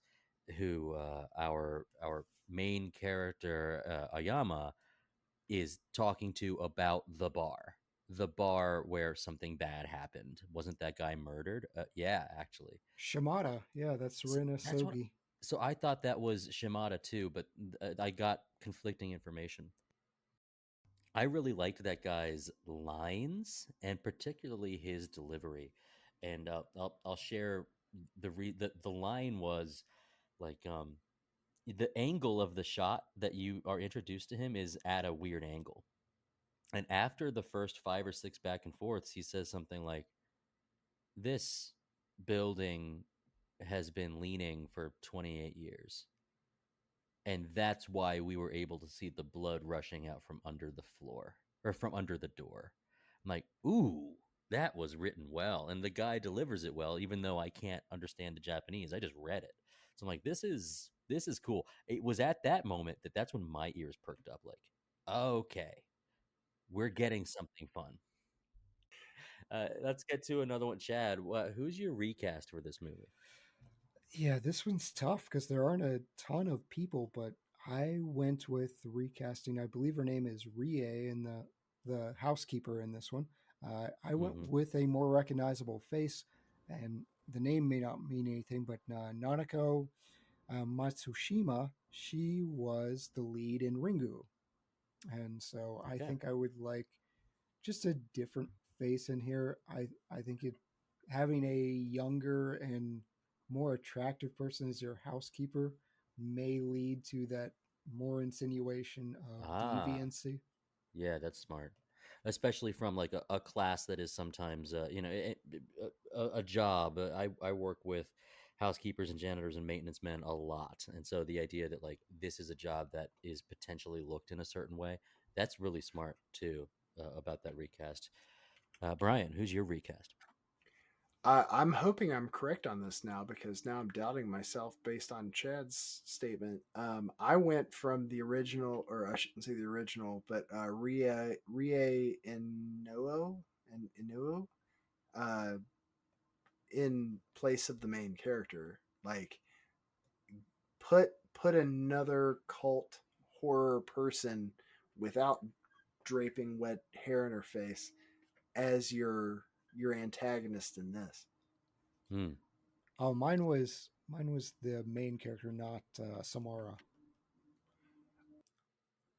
Yeah, it'd be cool to see essentially anybody that's got like the affectations and the heavy makeup or the hair as presented in those movies. Like, well, what if you just dressed them up normal and had them play a but like seemingly normal character? That would be pretty fun. That would Right. be fun, yeah. Yeah, that's what I Uh, was angling for. what I almost did was I almost found the name of the actor who plays Gogo in Kill Bill, the one who spins the spiky Oh ball on a yeah. chain. Oh yeah. But she would have been too young. She would have been only 16, and we can't go that young with this role. So in the end, I went the opposite direction. I went old. I was gonna replace our man in the wheelchair, our ballet teacher, with Kim Chan. Kim Chan is known for doing mainly like from what I've seen like comedic roles. The thing that I think people may know him as is in The Fifth Element. He's the guy that drives around the the food boat that parks outside of Corbin Dallas's Oh, apartment. fortune for Oh, see, you. yeah, good fortune for you. See good and bad. I like. You open it You for are me. You are fired. fired. Since I know him from that role, I said, yeah, but comedic actors aren't only comedic actors. I thought maybe if we just got with a guy who was slightly more sleight of frame to be in a wheelchair guy, I thought that could work. But that's literally the best I can do for Japanese actors from 25 years ago. So we'll move on to the next category. What's your best shot, Chad? I think it's a shot of Asami's apartment when she is just kneeling by the floor and then the phone rings. She doesn't even, her movements are unnatural. She has this slow head rising, and then we get that growl from the bag and the sudden movement from the sack. You're not even really paying attention. You're like, what's that about? And all of a sudden it starts violently moving. Fantastic. Love it. Yeah, that is cool. What's your best shot, Bryan? I actually have the exact same thing. It turned into almost a 7 thing where I'm like, what's in the box? What's in the box? You don't want to know what's in the bag. No. Yeah, and I found that shot like welcome for our early slow pace of am I just watching two friends have a fun romp, which we know this movie is. No, but mine ended up being it's the point of view shot when Eihi Shiina as our Asami is poking our eyes out as That an is a audience. good shot. Yeah. Yeah, and I'd love to hear what those sounds could be like in a big theater. Like it does make me feel like I missed out. What's your best scene, Chad? Man, I don't know if you guys watch Community or not, but there's a meme from Dean Pelton. He's watching some weird video, and he at one point says, "This better not awaken anything in me." Yeah. And for me, like I Asami doesn't do it for me for most of the movie, but the insane Apron. grin she gets on her face as she's sawing off Shigeharu's foot, Uh-oh.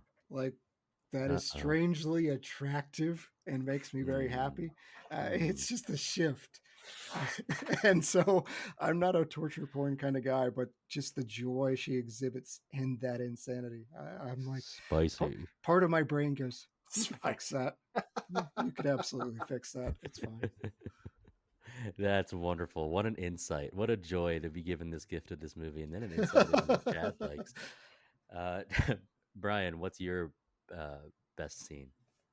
I posted this to a group chat at one point. There's a scene toward the end of Peaky Blinders where Thomas Shelby and Alfie Solomon's character are sitting in a greatly darkened room with one light over a gramophone in the middle of the room, and it is to this day it's still one of the best shots in a show that I have ever seen, and it's because of the starkness of their situation and what they came there to discuss and the music they use for it. I got the same vibe when they kept shooting back to the guy playing the piano in the corner. Mm-hmm. And it's not because it's important to the film. So I want to be very specific when I say this. It's not because the shot or the scene is necessarily important to the film. It's the Lynchian way that it added to the atmosphere of the movie that really, like, this is a survivor of her, but is he? And I absolutely loved that. Yeah, but a scene that adds atmosphere, a shot that adds atmosphere. I mean, totally. Like nobody ever says, "I'll take less aura, please." Yes. Like that's what we want. Yeah, great call. For me, my best scene is something Chad alluded to. It's the auditions themselves. That I think that the little snippets we get are really good. The variance that we get between what these ladies do is really good. The idea that for them it's kind of a chore that like they have to keep on schedule, but like all of the people sitting in that chair are there in earnest. And then we get to what we have to get to, which is the choice of who he's going to pick. But I just thought this was like, well, we got to the name of the title, and this is like pretty fun. And how is this going to mess him up? And boy, does that deliver. What's our best wardrobe or best makeup moment, Chad? I am thoroughly impressed at the prosthetics or whatever they were under Shigeharu's eyes that hold those needles up. That looks incredible, and it looks. It's just a lack of sleep, painful. Chad. Yeah. at some point, sure, I will hire Asami and just be like, you know what, this is the only way I can stay awake through pain. Exfoliate me, please. Right. Exfoliate me. Yeah, I need some acupressure. Well, Bryan, what is your best wardrobe or best makeup moment? I mean, I like her general, like, she always wears white. Like, Yes, she every step of the way through this, it's supposed to be this innocent piece, even though at no point in time. American. You are an American. In Japan, white represents death. Oh, so there you go. To a Japanese audience, they're seeing this character in white all the time, and she's ethereal, and she represents death, and they're like, ooh, don't like this. Yeah. Well, then it was a smart choice then. For me, aprons are cool. Blacksmith aprons are cool. Yes. Bartenders in aprons look professional. Leather apron, you got to do some, you got to do some welding. I put on an apron when I pull out the chainsaw. Like aprons are neat. And when you said, oh, I hope this doesn't wake up something in me. In a way, her outfit was a lot like that Blink 182 album cover. The nurse. Yes. Yeah, that nurse. Yeah, we all did the move. We're like putting the glove on. Yes, I had a little bit of a gripe because those heavy gloves that she's wearing would be bad for very delicate, like, digital manipulation because they're too thick. Like, doing all the work with the needles, those gloves would be bad. I'm willing to look past it. That outfit was awesome. And I love how it's like wrapped around her forearms with like this rubber tubing almost. It looked very industrial. Her bag even added to it. I really liked that.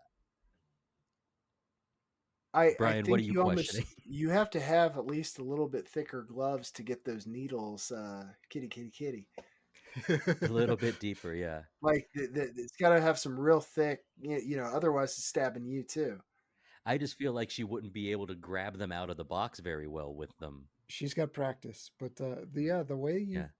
describe this scene, I kind of wish we did have the visuals, because every time Dustin's talked about this scene, I figured I was in a safe place to mention my little thing, because Dustin's face has lit up every time he talks about this woman getting her gear on him. Like, Oh yeah. she's Yes. she's doing a little something for Dustin too. Hey man, I told you I was happy that you picked this movie. Oh, so many warning signs, and yet you're gonna make Yeah. a mistake. I'll probably watch Ichi the Killer, by the way. It is more messed up than this. All right, well, you set me down a path. Like this, this is dipping your toe. Ichi the Killer it's messed up. Well, then let's get to our next one. What do you or change one thing, Chad? What do you change? I'm talking to two David Lynch fans, so I'm going to miss on this wildly. But I really wish things weren't shot out of sequence so much. And after Shigeharu is drugged, we have these two flashbacks, and one is just like this casual dinner, and they're about where her parents are, where they're from, or whatever. I don't even think that adds anything to the film. It then cuts to a different flashback of like him, his wife, and his young son are there, and his wife says something like, "She's not good for you." That is necessary. I love that. You just don't need the previous one in there. I actually I want to disagree with you, Chad. I don't think any of these are flashbacks. I think these are his mind breaking representations of what actually happened to fill in for what is happening to him at the moment. Well, yes, I agree. His dead wife clearly isn't saying that his present girlfriend isn't good for him.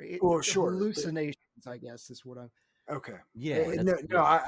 I never took any of these as flashbacks. I think it's him trying to grapple with his current circumstance. Yeah, I think we disagree on that point in some portions, but yeah, I think the dinner scene, the blase dinner conversation with Asami probably did happen, and then that weird one where he's almost seeking his wife's approval, and she stands up with that eerie line and says, "She's no good for you." Like, okay. But we don't need the first one. I don't need to know about her parents. Yeah, interesting. Yeah, and I because this was a vision of a deceased woman, but because we've got the young boy, like the version of the son, it can seem like it is some kind of weird like mixture of flashback and vision. But I just also think that whenever you're involving like a deceased character, it can be scarier. And I was kind of hoping I was hoping there'd be a little bit more ethereal scariness, but now I'm going past even my change one thing. Brian, what's your change one thing? I mean, telegraphed. Yeah, sure. I think we know. Don't kill the dog. That's just I don't care how psycho you are. I don't care how many men hurt you.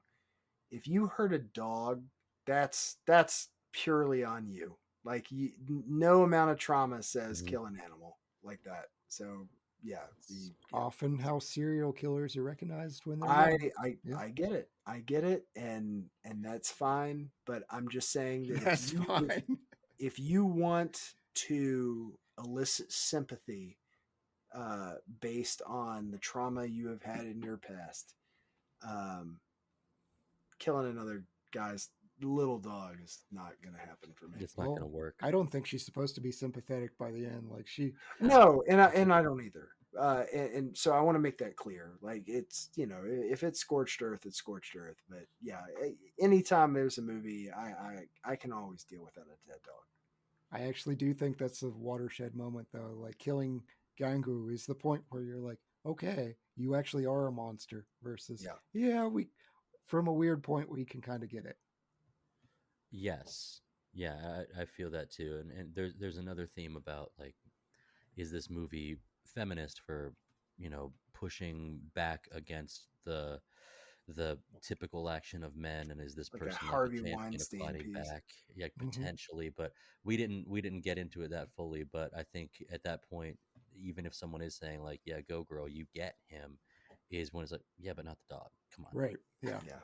Yeah. Okay. Her one misstep.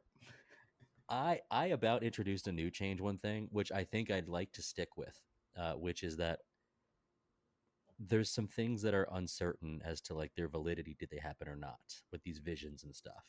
And then there's the idea that like, well, the director said that this happened, but you might not know or you might not believe, whatever it is. I love unexplained and ethereal fear, scariness. I wanted this movie to be scarier. Maybe it was because of the time we took in two friends putting on a show to get a girl.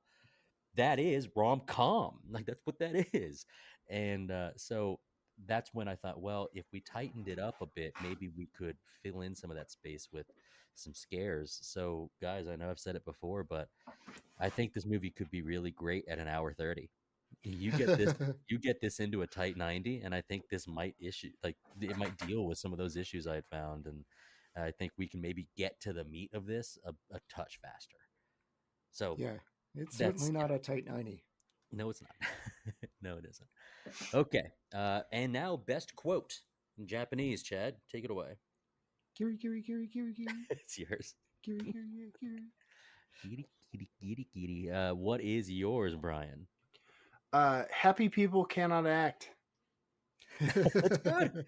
Yeah. Dude, I believe it. I think that it takes a certain amount of trauma, a certain amount of. I don't think that there could possibly be that many really talented actors that don't have something to draw on that makes them the way, you know, that allows them to play parts. Now there are a ton of actors out there that get hired to play themselves. I think that there are people who are very well paid to be exactly who they are as a person on screen, but the truly talented people who play a diverse number of roles in a diverse number of circumstances have at least some level of trauma, at least some level of I don't know.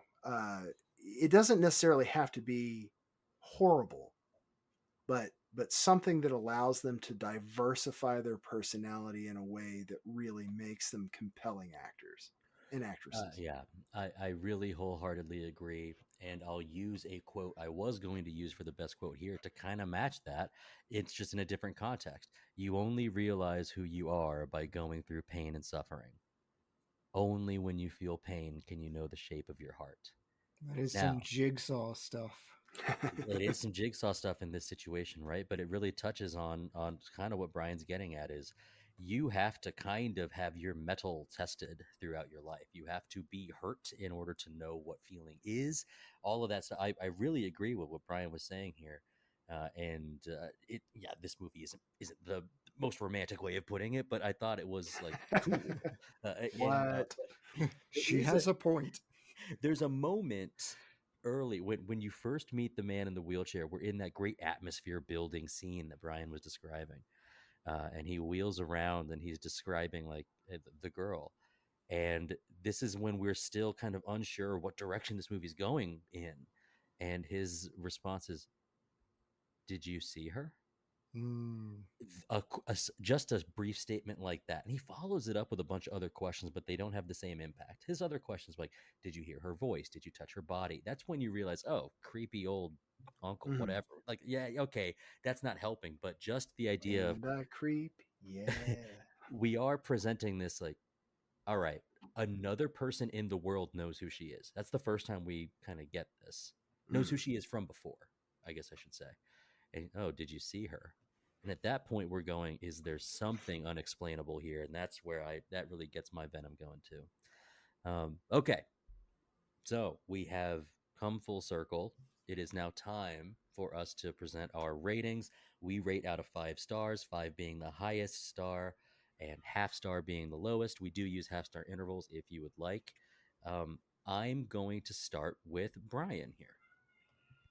I actually, despite Chad's earlier assertion, this movie did not lose a star due to the dog dying. I actually gave this a 4-star. I really enjoyed this as a horror movie. Yes, I could have done without the dog death, but it was extremely watchable. I really liked. I almost want to give this a third watch just to make sure that, as a seamless end to end, not late night, not separated by breaks or anything. Like I'm truly not sure if I fully grasped everything from this film on the 2 watches that I did for it. And I think that speaks for itself in a way, that if you're willing to watch this movie again in that way. Mm-hmm. Yeah. Chad, now I'll kick it over to you since you served it up to us. No, I'm punting. I want to hear. Okay, I will go next then. And Chad, you can finish us out. For me, there were periods in this movie when I was going, I see what we're doing here, but is this going to be a 2-star movie for me? And I have to explain it. It's my fault. I don't shy away from movies where there is long-standing trauma, stalking, abuse, terror, sadism. Maybe my penchant for artistic violence and pain on screen has made me tone deaf to what really should have been a fantastic finale that we have described. And it leads us to this uncertain end that the director clarified. This violence plus confusion. What's real? Is it real? Was it real? I mean, that's stuff that normally is Dustin in a nutshell, but maybe it's because this is already my bailiwick. But then we had our discussion. And just so you guys know, I did not come in saying this is a 2-star movie. This is a 3-star movie. And I have to explain it in the same way that I did not rank 12 Angry Men as high as everyone else, because I already knew it. It was built into the kind of person that I am. And that's why I feel like this movie didn't have the impact on me that I would have liked, is because I'm kind of the guy that rewatches Requiem for a Dream. And so I hope it doesn't feel like I am hurting you, Chad, but this one is a 3-star for me. No, that See, doesn't. no, I'm glad you put it that way, because I'm not a person who regularly watches stuff like that. And Requiem for a Dream is a movie that I actively have maintained is a movie I wish I could unwatch. Yeah. So it's I almost, and I did enjoy this movie. So like, I don't want it to sound like I'm just squeamish. I am okay. I also enjoyed it, but Yeah, I'm okay with extreme violence for a purpose. I also will tell you that Requiem for a Dream was an excellent movie. I just wish it could be out of my head. yeah. I think that's one of the reasons that makes it such an impactful film, is the fact that you have people who are like, yeah, like it was the heavy, and gosh, I wish I could unknow it. Oh, I wanted to make sure I brought this up too. Is that one of the reasons I went up from 2 to 2.5 to 3? Is that I am now actively interested in Miyuki, our director, and that would not have happened without this movie. Yeah, one missed call got brought over to the U.S. Please don't watch the U.S. version, but he has some good, he has some trash. He's known for a lot of straight to video stuff. He does adaptations of the Dead or Alive video game. Don't watch those, not great. He gets trashed by critics for several of his projects. They're like, this went to movie theaters, unlike the usual garbage, and I feel like it deserved in the same pile. So yeah, he's controversial. I have no problem with a 3-star. When you serve somebody this, it could run the gamut. I mean, it could be a 1-star. There could be a 5-star. It's weird. For me, this is a 4-star. I have seen the first Saw movie. I watched most of the second Saw movie. I never watched any of the Hostels. I don't actively seek movies like this. So when I do get one served to me, it has the impact that I'm looking for, because I'm not A, desensitized to it, or B, tired of it. Like I don't want I don't want to feel like it's a tired plot point. I don't want to, this is 1999, so it was before a ton of those movies. Yeah. So but I think it's important that I didn't see a lot of those movies to watch this, to have an impact on me.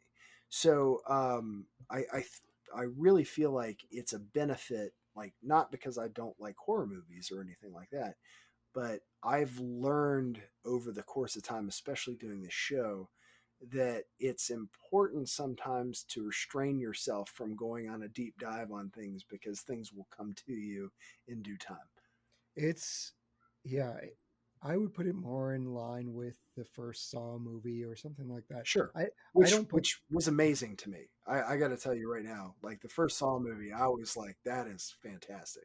I separate the Saw movies. Like everything that came after the initial Saw becomes torture porn. It becomes Sure. more of that's the spectacle. The first Saw movie is wonderful because there's more to it. There's more meat to it. I don't put it in the Eli Roth, the Hostel type movies, where the point is the pain. Green This Room. one, this one, I think, even from our conversations tonight, it has more to say. It's got more interesting themes. It does more artistically than the torture porn movies. So yeah, I put it in a different genre, but I'm glad it could have gone horribly wrong. We're But glad we had this crew on. Well, yeah, no, real quick too. I'll also say that there's like a chicken and the egg piece here, where if you had these reactions that we've read about in the theaters when he showed the film, if it had been done after Soul and after Hostel and stuff like that, it would have been labeled as copycat, as trivial, already been done, washed. But because it was done prior, it got people fainting in the aisles and a yeah, precursor of things to come. So you're basically damned if you do it and damned if you don't. But I mean, I guess you want to be the guy doing the damning. you This know is so.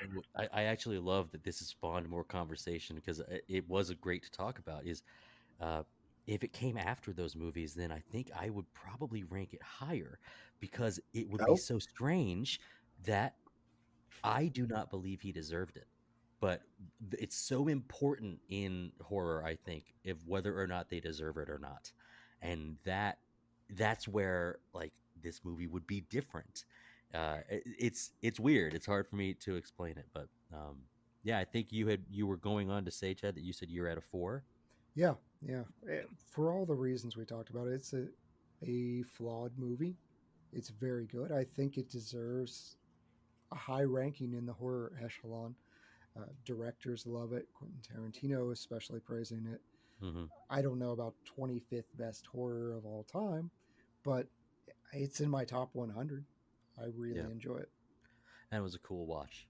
Well, yeah, you've got our ratings and our rankings, and now it's time to select a movie for next time. Who can help me with this? Yeah, I've got it. So, next week, if you didn't get enough carnage, we are out for blood. Oh, that's right. We have 3 vampire movies here to choose from. So, Dustin, option number 1 is going to be Interview with the Vampire from 1994. A vampire tells his epic story of love, blood, and the perils of immortality to a journalist. Option 2, Underworld from 2003, a Bryan Frye favorite. Celine, a vampire warrior, is entrenched in a conflict between vampires and werewolves while falling in love with Michael, a human who is sought by werewolves for unknown reasons, and Bryan is just grinning because he remembers Kate Beckinsale's outfit. And option 3, Yeah, Queen of man. the Damned, 2002. In this loose sequel to Interview with the Vampire, the vampire Lestat becomes a rock star whose music wakes up the equally beautiful and monstrous queen of all vampires. So, Dustin, given those choices, select the worst one. Well, I normally don't say this because I want them all, but I guess I select the worst one in a lot of beautiful women in these movies. Queen of the Damned. It is Stuart Townsend, and Yep. I'm remembering the movie poster. Aaliyah. Aaliyah, yep, This is for this five is going to minutes, yeah. be this is going to be a little tidbit for to tease the audience. This is the movie that Stuart Townsend gave up the role of Aragorn in Lord of the Rings for. Mm-hmm. No regrets. Not even Well, one. This would be one of those no regrets. Yeah. no regards. This is a no regrets. Not even one. Not Bryan, one. thanks for joining me, Absolutely. and Chad, thanks for serving it up. Oh, always happy. Next time we will go. I'll give you higher trauma. Apparently, this wasn't traumatic enough, so I've got to like really damage Dustin's psyche. I want to say I got to tell you, I Go was ahead. surprised. Like this, I was ready for something way worse. Oh, okay. Challenge Well, accepted. this thing is that with this, my rating and what we just said, it wasn't meant to be a challenge to Chad, but he's definitely taking it as one. That's what I'm hearing. That's what I'm hearing. We're gonna have to live with it. Well, and thank you, all the lords, ladies, and knights of the Retro Movie Roundtable. We invite you to reach out to us. We want to hear from you. Subscribe, rate, and review us on Apple Podcasts, Spotify, Google Podcasts, Pandora, or wherever you get your podcasts. Subscribe to our YouTube channel. Give us a like on Facebook. Follow us on Instagram and Twitter at movie_retro. Email us at retromovieroundtable@yahoo.com. Producing and providing this podcast is fun, but not free. We invite you to support the show at our Patreon page at www.patreon.com/retromovieroundtable. Any contribution is much appreciated and will go towards making the show better for you, the listeners. As always, thank you for listening. Be good to each other and watch more movies. Bryan? What is it with reporters? You take one person's tragedy and force the world to experience it. Spread it like sickness.